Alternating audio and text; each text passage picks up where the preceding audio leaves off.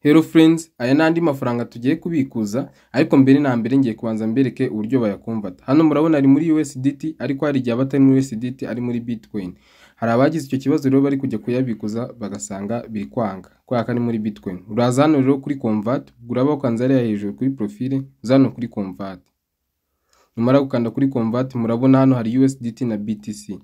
Uraza ukanda rero kuri aka tunuza tubiri twa hagati. Ubwo urabona tugiye kuyakonvata mu ma BTC, turakora muri BTC tuyayishyira muri USDT. Urakanda kuri utu tunuza kugira ubyicurike nyine BTC aba arizo zijya hejuru, ukanda hariya handitse maximum kugira ngo Bitcoin zose ufiteho zihite zijyaho. Kimara gukanda rero zirahita ziza, nurangiza hasi ukande preview code. Urabona ko Bitcoin zirahita zinduka USDT 0.99. Ibi ni ukubikora ku bantu bari kuyabikuza bakabona bari kubabwira bati amafaranga yari muri Bitcoin. Urakandaho rero ukande convert.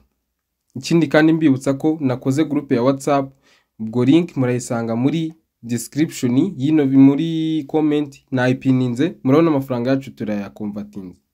Nkiri kubabwira kuri group ya WhatsApp rero niyo abantu benshi biri kwanga, biri gukomeza kwanga n'ibindi ndabibasubiriza. Ariko muri ino video kugira ngo bikomeze bibafashe kubikuza. Murabona ko amafaranga yacu tuyakonvatinze. None ubu ngubu tugiye kureba gusubira inyuma handi kuri balance, turebe ko amafaranga yacu yagezeho. Bibutsa ko nakoze group ya WhatsApp, ubwo link irapininze muri comment, mujyeho mwinjire. Abafite ibibazo byinshi ndabasobanurira. Nabonye abantu benshi bari gukora sign in ariko ntibakore identity verification, nabyo mubikore. Murabona ko amafaranga yacu amaze kugeraho.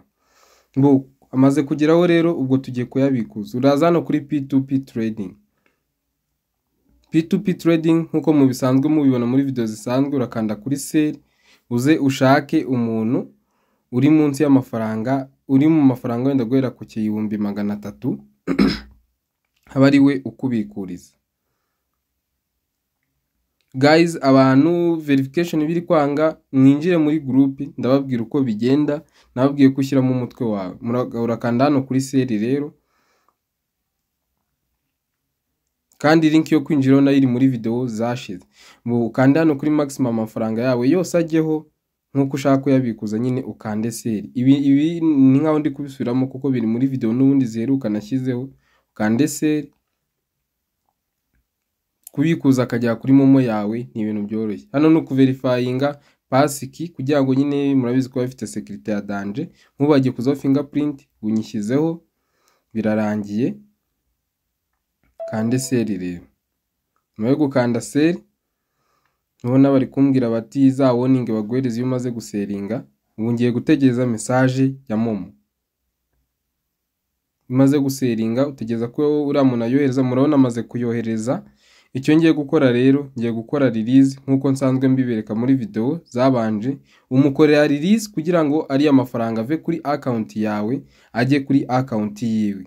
Kuko utamukorera release ubu muhemukiye. Uraza kandi hano rero kuri release crypto, kemeza nyine ko, ariko nanone ntiwakora release ari amafaranga yakohereje utarayabona. Ubwo dukanze release, nabwo urongera verifying security barebe ushyiremo ya fingerprint yawe. Ngira ngo murayibona ko message ngaya amafaranga ariho, barayanyereje 1300 ahwanye $1. Dutegereje rero haze fingerprint byemeze ubundi release igende. Murabona ko iyo umaze kuyareleasinga bahita bakwereka bati hano no kuri reviewinga service ubonye.